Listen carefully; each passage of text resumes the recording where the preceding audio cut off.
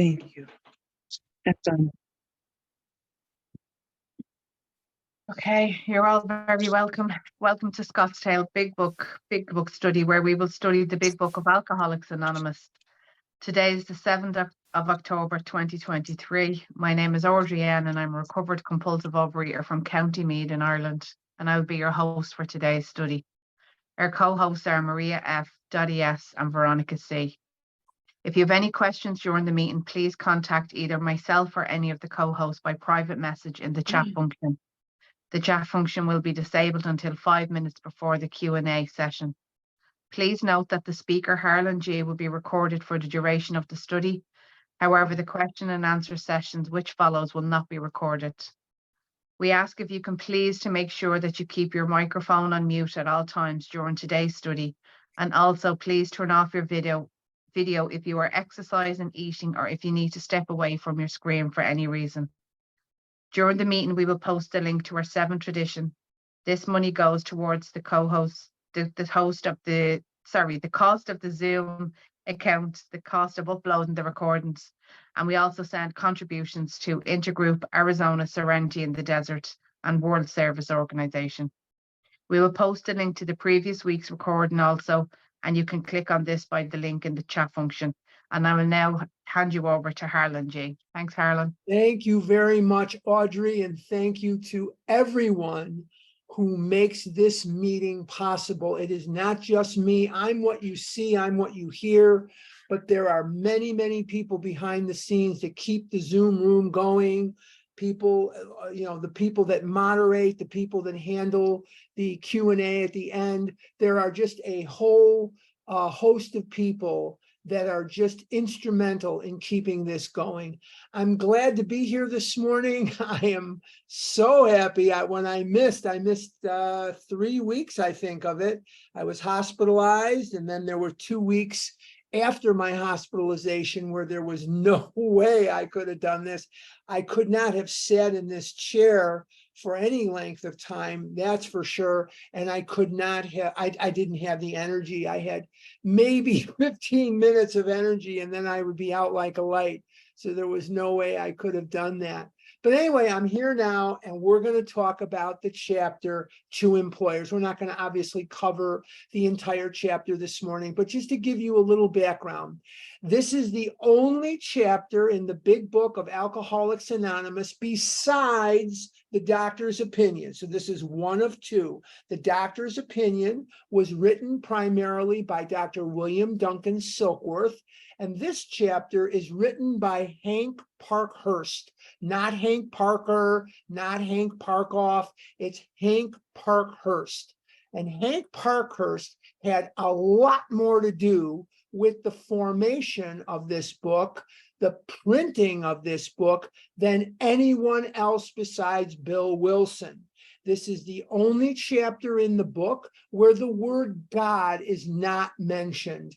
There are no other chapters in this book where God is omitted like that. But Hank Parkhurst was not big on the God bit. And in this chapter, he does not mention the word or concept of God. Hank Parkhurst, had he not gotten drunk in September of 1939, easily would have been the co-founder of Alcoholics Anonymous. You have to remember that Dr. Bob did not have much more to do with the formation of this book than you. Dr. Bob wrote his story and he encouraged others to write their stories, but the Big Book was not readily accepted by the Akron groups. Many in Akron believed that the Big Book was a money-making scam of Bill Wilson. Some in Akron believed that Bill and Bob knew each other before and were lying about their association. Bill and Bob were trying to get certain people in Akron to submit their stories, like Bill Dotson, who wouldn't do it, Earl Treat from Chicago, who wouldn't do it. They just would not contribute to what they believed was a money-making scheme of Bill Wilson's, and they had no love lost for New Yorkers as it was. But Hank Parkhurst was very instrumental. If it was not for him, we would not own the copyright of our own book. Now that's somehow got screwed up too, so that we no longer own the copyright of the first edition. And that's why you see some of these little red books running around and the big red books running around, because we've lost the copyright on our first edition through a clerical error. But anyway, that aside, Hank Parkhurst was from New Jersey. And he was the very first person in New York to get sober besides Bill Wilson. He was introduced to Bill Wilson through Dr. Silkworth when he was a patient at the Towns Hospital in New York City. And he attended Oxford group meetings with Bill and Fitzmayo and some of the other early guys. And he, when Bill Wilson started writing the big book, it was at his office in Newark, New Jersey, 17 Walnut Street, where the big book was primarily authored, was downtown Newark. And there's a plaque on that building today commemorating it as a National Historical Site. This is where the big book was primarily written. Hank was not a great businessman, for sure. He had many, many setbacks, many failures. He was a guy who owned a company that was not very successful. After a long, long history of working for Standard Oil of New Jersey, the government, through antitrust legislation, split up Standard Oil. Standard Oil was owned by the Rockefellers, and they split it up. And in New Jersey, Standard Oil of New Jersey, Hank Parkhurst found himself working. And then he decided he was going to go off on his own. He didn't really decide that. He was drunk and he got into some trouble. But the bottom line is he started a company called Honor Dealers. And Honor Dealers was a company that was supposed to sell like windshield wipers, tires, all kinds of supplies, batteries, different things to car dealers. And at that time, he employed he employed Bill Wilson, and Bill wasn't really into it. So Bill spent most of his time writing the big book, didn't really do much with Honor Dealers. But there were some guys there like Bill Wilson and our atheist, whose name I can't think of right now, Jimmy Burwell. And Jimmy Burwell went to work for Honor Dealers as well. So there were people, that went to work there. He had his influence. But were it not for the fact that Hank Parkhurst got drunk in September of 1939, after the big book was published on April the 10th, 1939, it would not have been Bob Smith, would have been recognized as the co-founder of AA. He had much more to do with the formation of AA, much more to do with the big book than Dr. Bob ever did. But Dr. Bob's claim to fame was he remained sober when these other guys were getting drunk all around him. So for the first few years, there was no such thing as a co-founder. There was no such thing. Bill Wilson was the founder. That was as far as anybody got. And then late 30s, early 40s, when they were looking for a co-founder to sort of make things a little bit better, they settled on Dr. Bob. But Dr. Bob definitely, again, not to beat this dead horse, had a lot less to do with our early formation and a lot less to do with the big book than Hank Parkhurst. Hank, he wanted to have an affair with Ruth Hock, who was Bill's secretary at that time, or not Bill's, was Hank's secretary at that time. And Ruth typed much of the big book, and Hank wanted to have an affair with her. He was married, she was not. She was divorced, and in the 1920s, 1930s, divorce was not very prevalent, and he almost got her. He almost won her over, but then he started drinking, and she said, "Oh, I don't think so," and so that never happened. And when Bill Wilson was there with Hank and Hank got drunk, he accused Bill Wilson of trying to have an affair or having an affair with Ruth Haack. And we have no solid evidence of that at all whatsoever. She never recollected an affair with Bill. We have nothing in terms of correspondence or nothing in terms of eyewitnesses, but Hank Parkhurst did a lot of damage to Bill's reputation by spreading up and down the Eastern Seaboard that that Bill was having an affair with Ruth Haack, and he almost destroyed early AA because he was drunk and he was angry and jealous, and he did a lot to hurt AA as well. With that in mind, let's take a look at this chapter, and we're going to be talking about some things in this chapter that I hope will not only bring it to life a little bit better for you, but will give you some things to think about in your own life and some things to consider in your own situation that will be helpful for you in your endeavor to recover. So let's take a look at page 136. We're on page 136. And once again, this is the only chapter beside the doctor's opinion that is not primarily written by Bill Wilson. This chapter was written by Hank Parkhurst. Bill didn't write anything in this chapter, not one word. Among many employers nowadays, we think of one member who has spent much of his life in the world of big business. He's talking about himself. He has hired and fired hundreds of men. He knows the alcoholic as the employer sees him. His present views ought to prove exceptionally useful to businessmen everywhere, but let him tell you. I was at one time assistant manager of a corporation department employing 6,600 men. This was Standard Oil of New Jersey.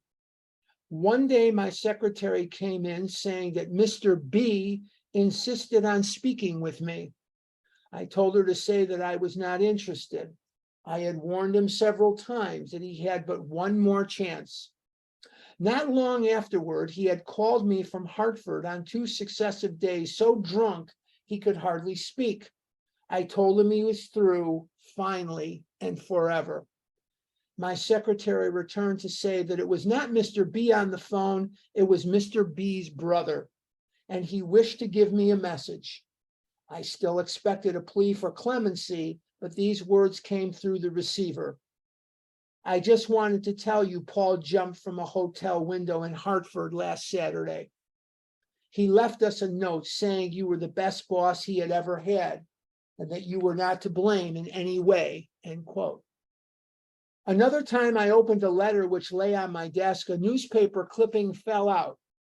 It was the obituary of one of the best salesmen I had ever had. After 2 weeks of drinking, he had placed his toe on the trigger of a loaded shotgun. The barrel was in his mouth. I had discharged him for drinking 6 weeks before. Still another experience, a woman's voice came faintly over long distance from Virginia. She wanted to know if her husband's company insurance was still in force. 4 days before, he had hanged himself in his woodshed. I had been obliged to discharge him for drinking, though he was brilliant, alert, and one of the best organizers I had ever known. Here were 3 exceptional men lost to this world because I did not understand alcoholism as I do now.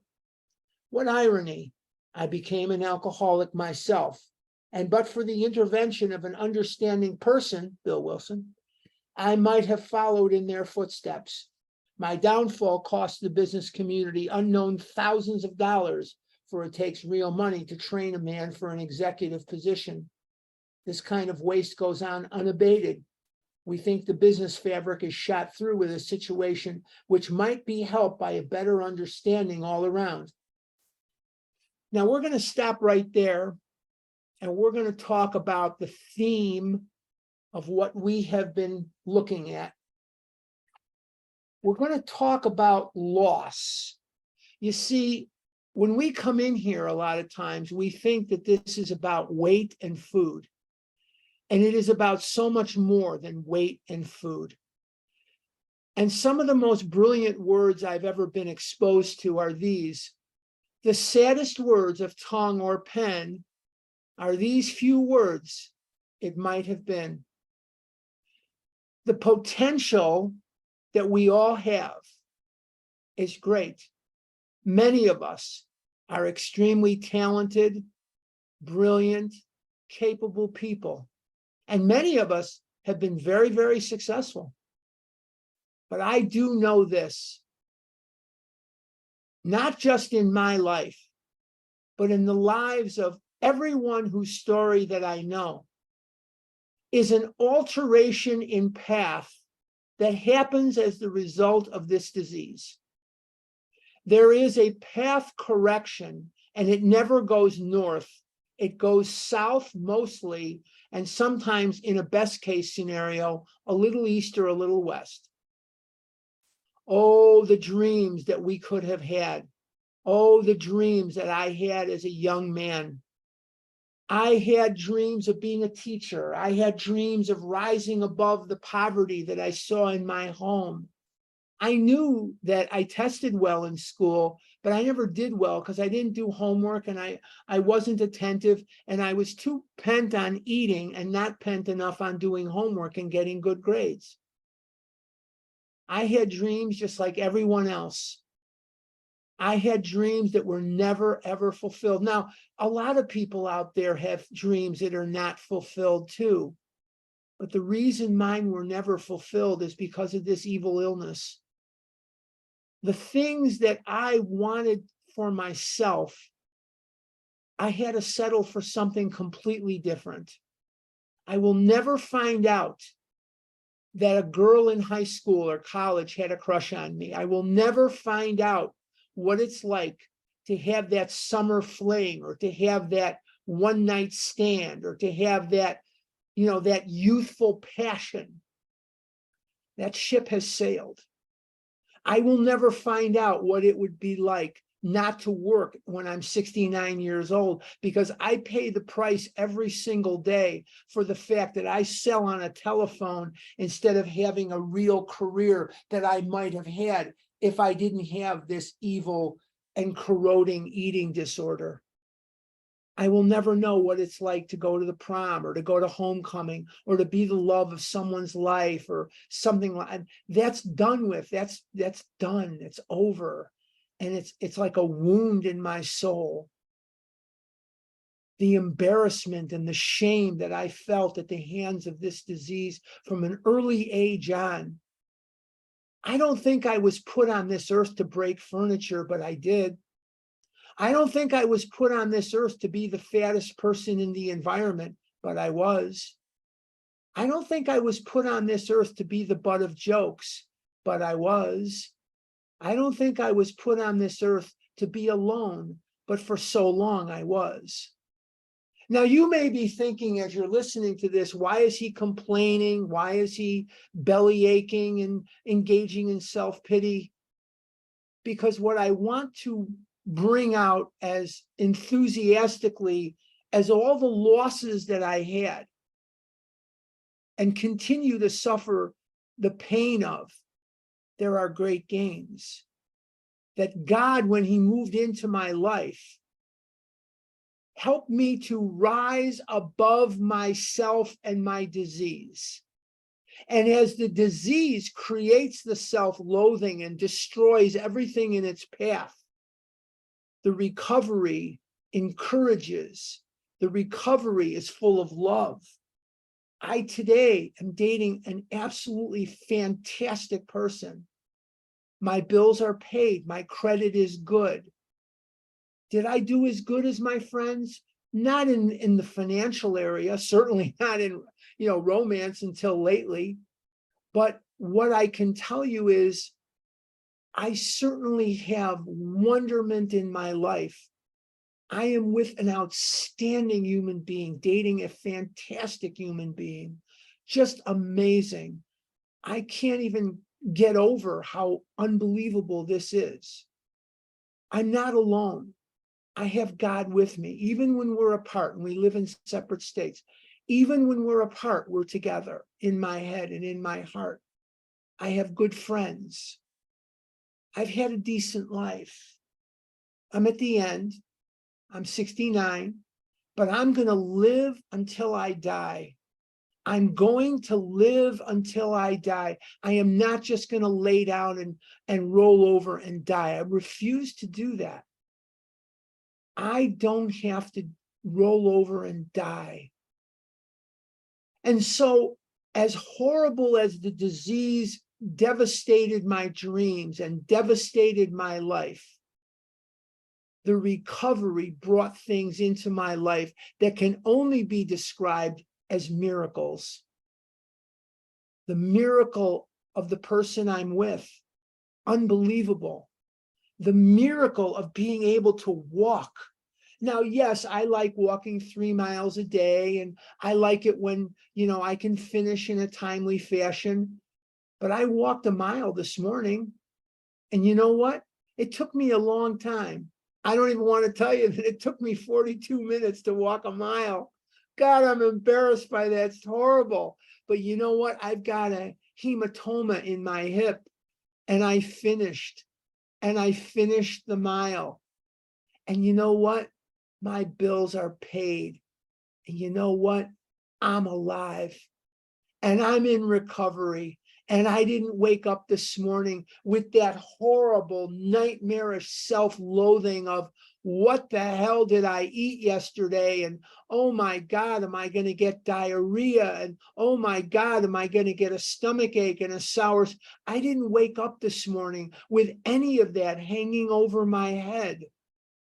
I woke up this morning absolutely in love with an unbelievable person.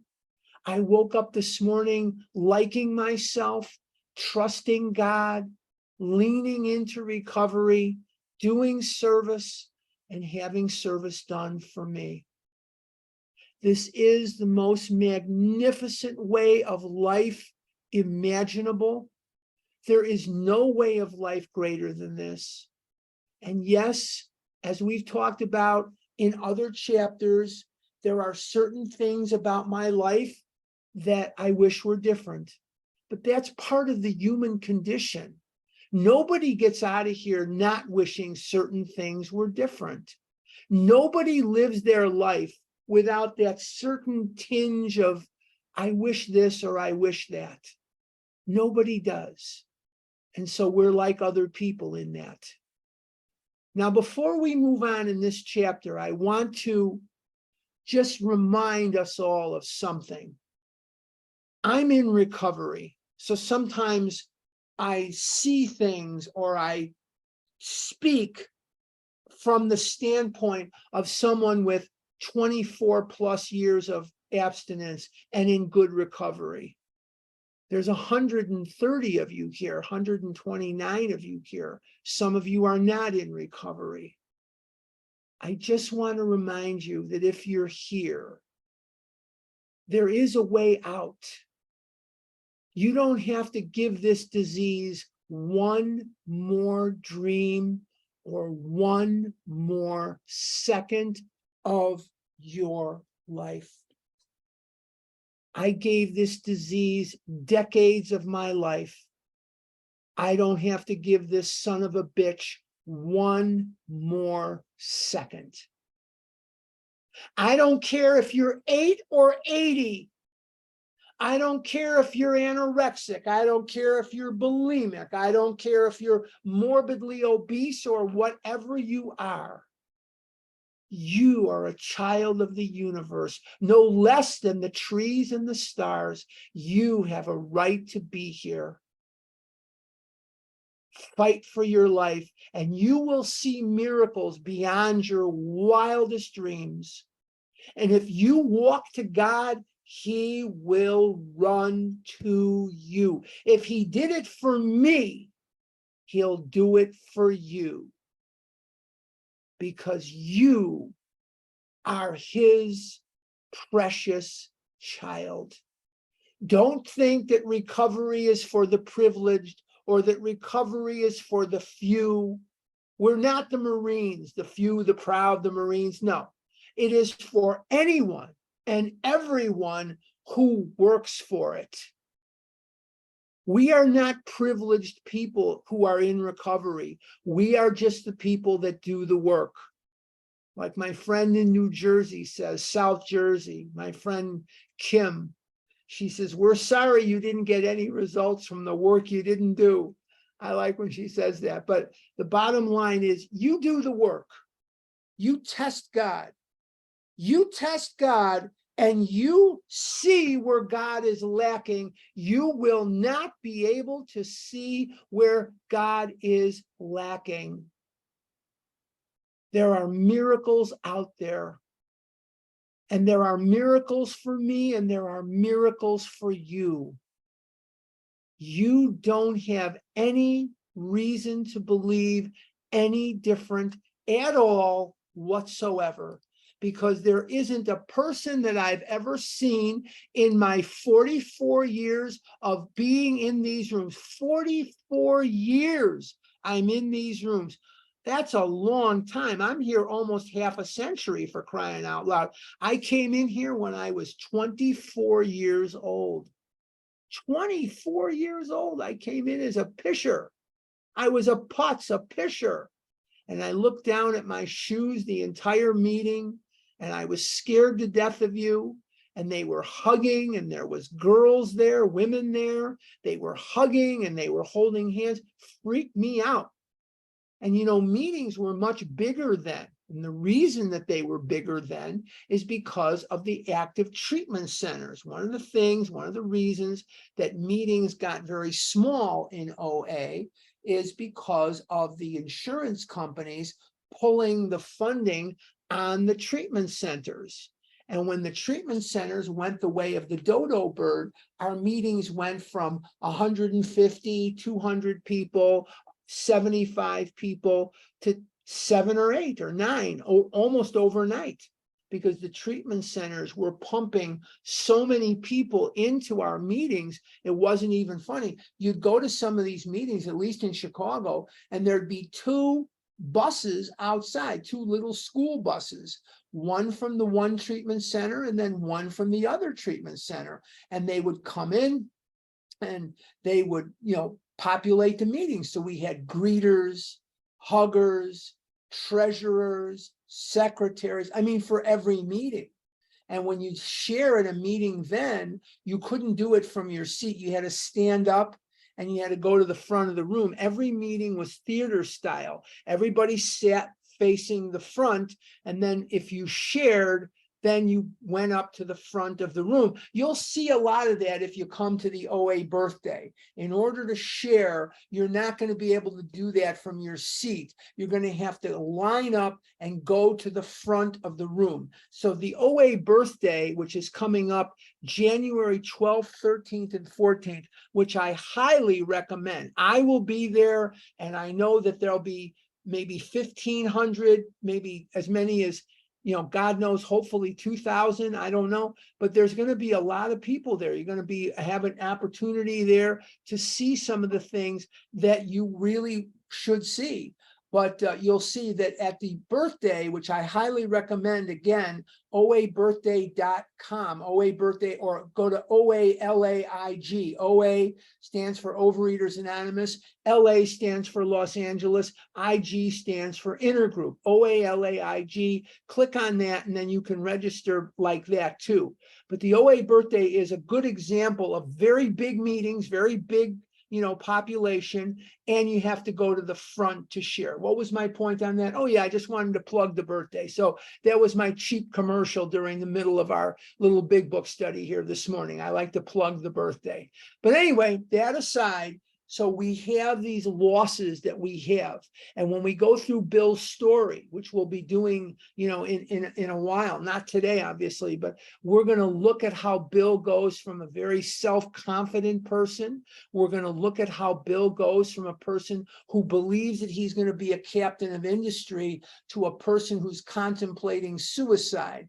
And that has nothing to do with maybe drinking or whatever. Yes, obviously the alcoholism did, but this is is part of the toll that this disease takes on you. It destroys your psyche. It destroys your confidence. It destroys you. It's a disease of self-hatred, self-loathing.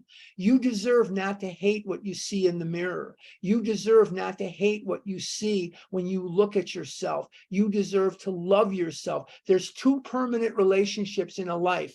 Everything else is transitory. There's two permanent relationships: the relationship you have with yourself and the relationship you have with God. So let's work on both by working on one. And the way to work on it is to get into recovery, do the things you need to do. And once again, if you're around me, you'll hear me say this quite a bit. If you want to find God, the easiest place to find him is where he hangs out the most. Look for God in the face of one of his children. And if you look for him in the face of one of his children, you will certainly find him every time. Let's go to page 137. We are going to be talking about the devastating loss of dreams, the loss of time, the excruciating loneliness, the horrific toll that this disease wroughts on our life. But let's continue our reading. 137, near the bottom.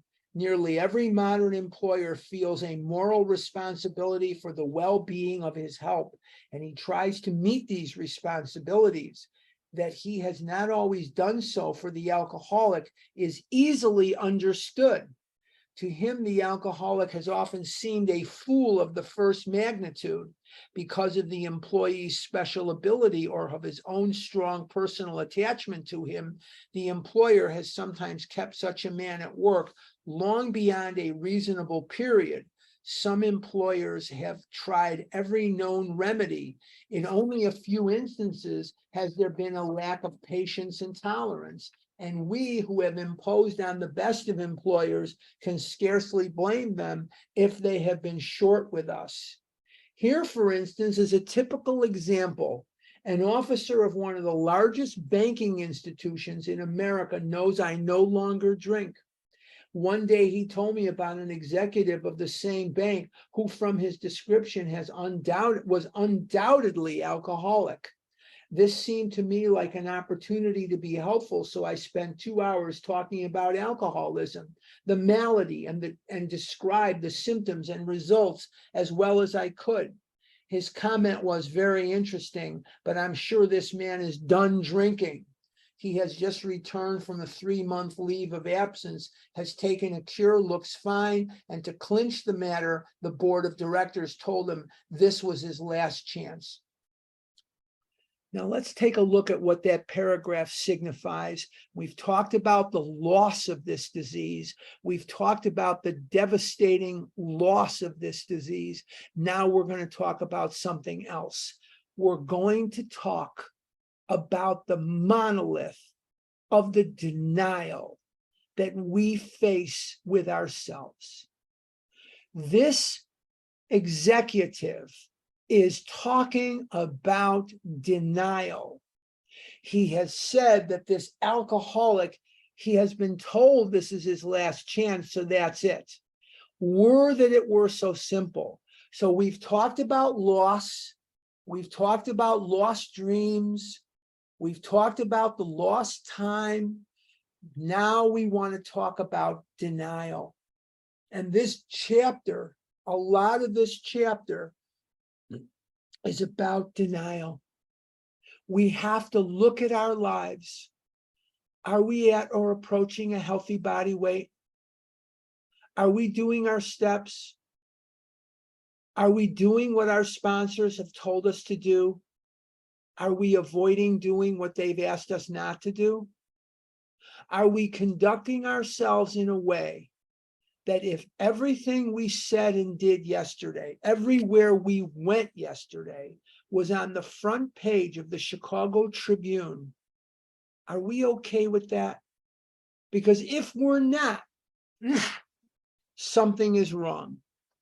If we're not, something is very, very wrong. When I want to keep secrets to myself, When I don't want you to know where I've been, what I've eaten, who I talked to, what I said, where I went, when I want to keep these secrets, that is usually where the disease lives. Now, I'm not saying I'm going to come on here next week and I'm not going to publish my what do you call it? My debit card, you know, the card you slide in the bank. I'm not going to publish the card with the passcode. Probably not. But just about anything else in my life is open game. I am an open book. I don't go places I'm ashamed of. I don't do things that I'm ashamed of. I am an open book because that's the only way I can live and stay in recovery. I have to do that. It's very, very important. So we're talking about denial. And the only thing we can do is we can talk to sponsors, we can talk to people, and sometimes, not sometimes, most of the time, that will break down this denial that will kill us. This denial will kill certainly, because the first thing we need to do is admit to ourselves that we are compulsive overeaters and that our lives have become unmanageable. We is the first word of the first step. We admitted that we were powerless over food and our lives have become unmanageable. And this is the admission. The only step that I have to work perfectly is step one. That is the only step that must be worked perfection. To perfection, perfectly, is step one. Everything else is a work in progress. Everything else is B plus, maybe A minus, B plus, but this step has to be worked perfectly. Okay, let's continue on page 138. The only answer I could make was that if the man followed the usual pattern, he would go on a bigger bust than ever. I felt this was inevitable and wondered if the bank was doing the man an injustice. Why not bring him into contact with some of our alcoholic crowd? He might have a chance. I pointed out that I had had nothing to drink whatever for 3 years, and this in the face of difficulties that would have made 9 out of 10 men drink their heads off. Why not at least afford him an opportunity to hear my story? Oh, no, said my friend. The chap is either through with liquor or he is minus a job. If he has your willpower and guts, he will make the grade. Now, let's talk about the other concept here that is very, very important in the banker. Now, we've talked about loss and we've talked about denial. Now we're going to talk about another concept that is important for us to recognize, not just in others, but in ourselves. And that concept is ignorance. Now, when I say ignorance, I am not talking about stupidity, okay? I am talking about ignorance. What does ignorance mean? It doesn't mean you're stupid. Albert Einstein was probably ignorant on millions and millions of subjects. Ignorance means no knowledge of. Some of the most brilliant people in the world are ignorant of different subjects. I am completely ignorant of many subjects. Boy, I don't even have the time to go into it. But the bottom line is I have no knowledge of medicine. I have no knowledge of different things. I just don't know. So this concept of ignorance should not make you defensive. Now, the concept that we first talked about, loss, that we can grab because, yeah, poor me, I lost out on this and I lost out on that, and I'll never go to homecoming and I'll never find out some girl in my school had a crush on me. I'll never be the love of someone's life. I'll never have that passion of youth, the physical passion of youth, and I'll never fulfill some of these dreams. That we can sort of grip more easily because we can feel like victims. And the next concept that we talked about was denial. And denial we can sort of grasp onto. It's a little harder than loss, but we can grasp onto the denial. But the hardest of the concepts that we're going to be talking about today, ignorance, is a harder one because too many of us equate ignorance with stupidity, and it has nothing to do with it. You could be cognitively as healthy as hell. You could test off the charts, and you're going to be ignorant of certain things. And this banker is ignorant of alcoholism. And how many times a year do people come to the meetings and they ask in the Q&A, they say, how can I make my relatives understand what I go through? And my answer is always the same. You can't, and they don't have to. The only one that has to understand that you are a compulsive overeater and that your life is unmanageable and that you've come to believe that a power greater than yourself could restore you to sanity, and then you work the rest of it, the only one that has to have knowledge of that is you. I don't have to have knowledge of your particular plight. I don't have to have knowledge of what it's like for you to have 8 kids, or for you to be able to stand on your head, or I don't have to know any of that. I don't have to know. The only thing I have to know is if you tell me you're a compulsive overeater, I understand at my gut level what that is. I get it. Why? How do I get it? I get it because I am it. So the 3 concepts that we've dealt with so far in this chapter are loss, denial, and ignorance. Loss, denial, and ignorance. Now, why am I pointing out ignorance as something very important? Because a lot of times we get this idea that I had, that if you don't know something from birth, you just can't know it. I know somebody who lived in the western suburbs of Chicago.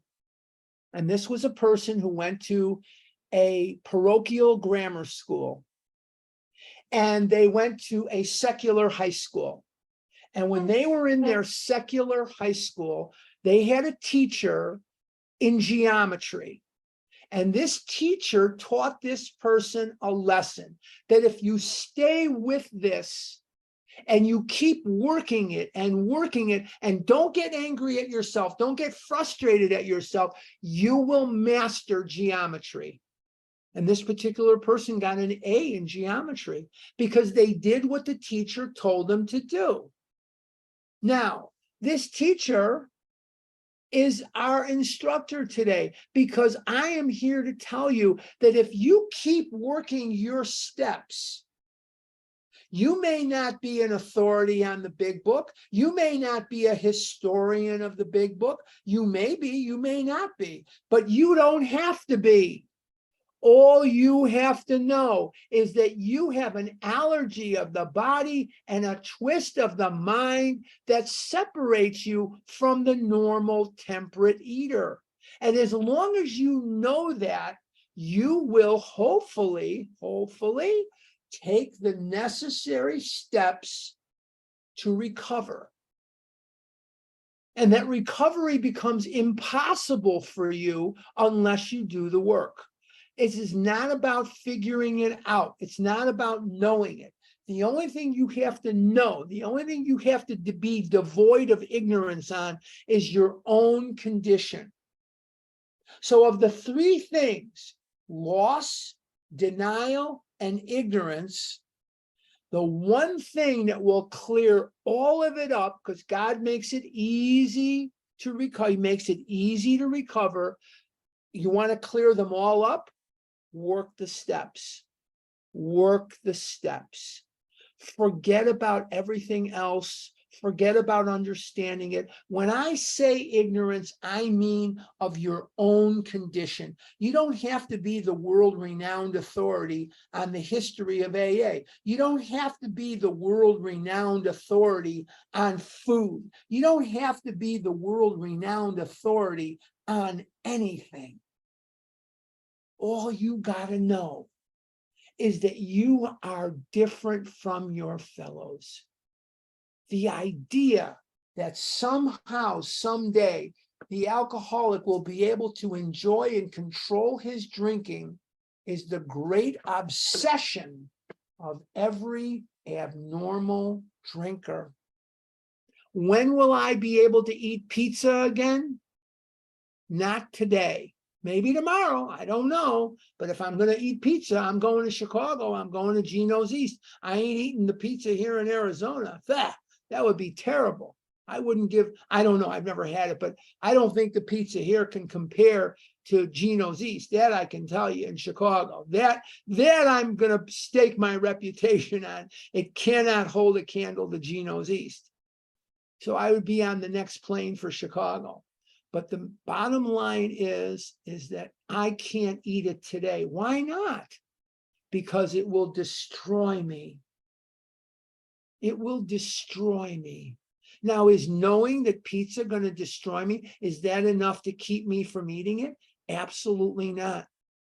If it were that it were so simple, huh, guys? Were that it were so simple. The only thing that's going to keep me from eating pizza is God Almighty.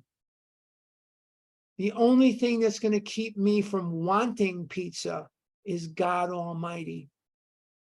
And He is bigger than anything I can conceive of. Is there anything of this earth that caused my disease? No. Is there anything of this earth that's going to cure my disease? No. My only respite is in God. It says at the very end of chapter 3, we have an illness that only a spiritual experience will conquer. We have an illness that only a spiritual experience will conquer. I've never had a spiritual experience, but I've had a spiritual awakening. And that spiritual awakening is sufficient to bring about a recovery. So just in review, we've talked about loss, we've talked about denial, and we've talked about ignorance. Those are three vital concepts. Let's continue, but we're going to build on that knowledge of loss, denial, and ignorance. Write that down. It's going to be on the test. All right, bottom of 130, there's no test. Some of the new people are looking around like, oh my God, what? No test. The test is your life. Very bottom, I saw some of you looking around like, what? All right, I wanted to throw up I'm at the bottom of 138, last paragraph. I wanted to throw up my hands in discouragement, for I saw that I had failed to help my banker friend understand. He simply could not believe that this brother executive suffered from a serious illness. There was nothing to do but wait. Presently, the man did slip and was fired. Following his discharge, we contacted him without much ado. He accepted the principles and procedure that had helped us. In other words, he worked the steps. He is undoubtedly on the road to recovery. To me, this incident illustrates lack of understanding, ignorance, as to what really ails the alcoholic, and lack of knowledge as to what part employers might profitably take in salvaging their sick employees. It is just unfortunate that in this world, not in this, just in this country, in this world, how much addiction sucks the life out of industries and businesses, things like that. So much of your absenteeism, so much of your nonfeasance, so much of your malfeasance comes from addiction. Not all, but so much of it comes from this addiction, this addiction to different things. If you desire to help, it might be well to disregard your own drinking or lack of it. Whether you are a hard drinker, a moderate drinker, a teetotaler, you may have some pretty strong opinions, perhaps prejudices. Those who drink moderately may be more annoyed with an alcoholic than a total abstainer would be. Drinking occasionally and understanding your own reactions, it is possible for you to become quite sure of many things, which so far as the alcoholic is concerned, are not always so. As a moderate drinker, you can take your liquor or leave it alone. Whenever you want to, you control your drinking. Of an evening, you can go on a mild bender, get up in the morning, shake your head and go to business. To you, liquor is no real problem. You cannot see why it should be to anyone else, save the spineless and the stupid. I have a very, very dear friend of mine who lives here in Arizona. He is most of the reason that I live here. He and his family live here and have lived here longer than I. And they wanted me to come out years and years before I did. He's a good friend. He's a very, very dear friend. And I know everything about him. I knew his dad. His dad's passed away. I know his mom. His mom is 91 years old, lovely lady, and as close to a surrogate mom as I have ever had. This lady would fit the bill. And she is the one that first dragged me by the ear to come to Overeaters Anonymous on that freezing cold February day, February 2nd, 1979. She was the one who dragged me to my very first meeting and waited for it to finish and then took me home. And they're very, very precious to me. But here's what I can tell you. I know everything about him that there is to know. He knows everything about me. He knew my mom. He knew my dad. I've known him a long, long time. He does not understand at any level, and he's one of the smartest people I know. He's a sharp cookie. Boy, I'll tell you, he's a sharp dude. He really is a sharp guy, very, very smart. He's brilliant when it comes to business and investing and things. He's just a brilliant guy. But there's one thing I know he does not understand. Why would anybody in their right mind eat a third piece of pizza? Why would anybody do that? Why would anybody eat a Hershey bar? Why would anybody do that when they are sitting there alone complaining about what food has done to them? Why in the name of the wide world of sports would any normal human being do that? I got to tell you this story. It's a story I've heard talked many times. He and his wife are both normal eaters, very normal eaters. And every February here in the Valley of the Sun is Girl Scout cookie season. And every year they buy a box of Girl Scout cookies. Every year they buy one box. Who ever heard of buying one box of Girl Scout cookies? I think it should be against the law. But anyway, they buy one. And, you know, they haven't done this for quite some time, but they used to have a big bash during the summer. They would invite everyone over, or we get together, and they'd bring this box of Girl Scout cookies and put it out. And there'd be maybe 3, maybe 5 cookies gone, and they'd pack the rest of the box up. And every year, right around Christmas Eve, they would have a big party at their house. They have a big, beautiful house in a place called Tempe, Arizona. It's very, very beautiful. He lives in a big gated community, and it's quite the bash. I wish all of you could come. It's really a lot of fun. We see people we only see like once a year, stuff like that. It's a lot of fun. Anyway, they put the cookies out yet again, and another 5 of the cookies will disappear, maybe 4. And they take the rest of the box of cookies and throw them out. Now, how am I going to get a person like that to understand what the hell goes on in my heart, mind, body, soul, when I'm looking at food, certain foods, not all foods, but certain foods? How are you going to get them to understand? And here's the answer. You're not going to. You can't make them understand what you are, who you are, any more than you can make an otter do algebra. You are not going to be able to make them understand you any more than you understand them. I don't drink liquor. I never liked liquor. I never had a taste for liquor. I don't like it. I don't like the smell of it. I don't like the taste of it. And I'll be damned if I'm going to, because liquor is loaded in calories.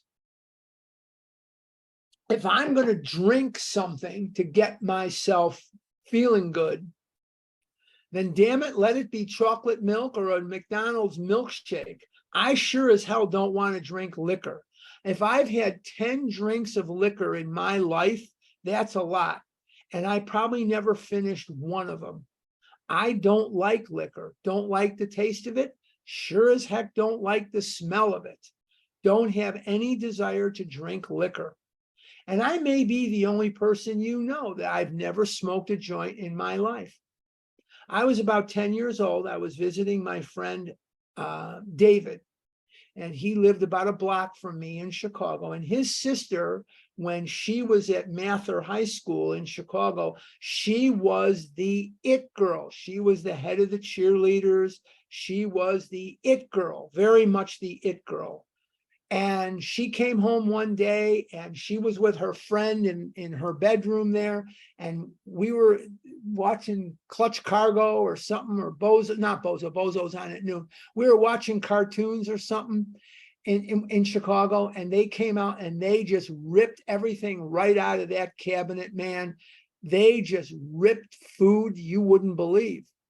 And she said to her brother and I, don't smoke pot, because it makes you want to eat like you've never eaten in your life. Well, that registered in my brain. I've never smoked pot because the last thing I want in my life is anything that's going to increase my appetite for food. Good Lord, I don't want anything to do that for me. God Almighty, I don't want that in my life. So it registered in my head. I've never smoked a joint. I've never done a street drug in my entire life because I don't want anything that's going to mess with my appetite. God, if there's anything I don't need, it's that. So anyway, how am I going to make someone understand me? The answer is you're not. And it's only our egos that want them to understand. Some of you come from families where there's addiction. Some of you don't. How are you going to make them understand? You're not going to. So the only one that has to understand what I am and who I am is me. No one else has to understand. I have many friends, and I'm lucky. I have new friends, and I have old friends. They're not old. They've had a lot of birthdays. They've had a lot of birthdays, mostly almost 70 of them. But I've got a lot of friends that I've known for a very, very long time. And they will never understand it. And I will never understand them. Give it up, guys. It's not going to happen. So, let's just do another paragraph or two. I'm at the bottom of 139. When dealing with an alcoholic, there may be a natural annoyance that a man could be so weak, stupid, and irresponsible. Even when you understand the malady better, you may feel this feeling rising. A look at the alcoholic in your organization is many times illuminating. Look at yourself. That's pretty illuminating. Is he not usually brilliant, fast-thinking, imaginative, and likable? When sober, does he not work hard and have a knack for getting things done? If he had these qualities and did not drink, would he be worth retaining? Should he have the same consideration as other ailing employees? Is he worth salvaging? If your decision is yes, whether the reason be humanitarian or business or both, then the following suggestion may be helpful. Can you discard the feeling that you are dealing only with habit, with stubbornness, or a weak will? If this presents difficulty, rereading chapters 2 and 3, where the alcoholic sickness is discussed at length, may be worthwhile. You as a businessman want to know the necessities before considering the result. If you concede that your employee is ill, can he be forgiven for what he has done in the past? Can his past absurdities be forgotten? Can it be appreciated that he has been a victim of crooked thinking directly caused by the action of alcohol on his brain? I'm going to stop right there. Can you forgive yourself? Can you think that way about yourself? Because that's really the point, isn't it? Most of you are not captains of industry with thousands of employees. Most of you are something different than that. But whether you are the president of the United States or the president of Bozo Circus, it doesn't matter. Can you look at yourself and think to yourself, I'm going to salvage my life and I'm going to do it within the framework of these steps. I'm going to do it in a way that is going to give me recovery, and I'm going to do it holding God's hand the whole way. Sometimes you may have to get a new concept of God. Sometimes you may have to work on things with your sponsor. But the bottom line is you are going to have to look at yourself and you are going to have to say to yourself, am I going to forgive myself? Am I going to work toward this recovery with the one life I have? Guys, this is not a dress rehearsal. This is it. Yes, you've been embarrassed. Yes, you have known the pain of this disease. Yes, you have been made fun of, or yes, you have had pain. When is it okay to recover? And I say now.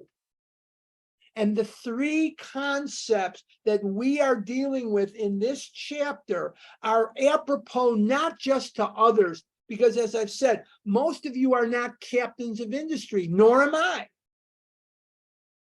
We are alive, and so we are captains of our life.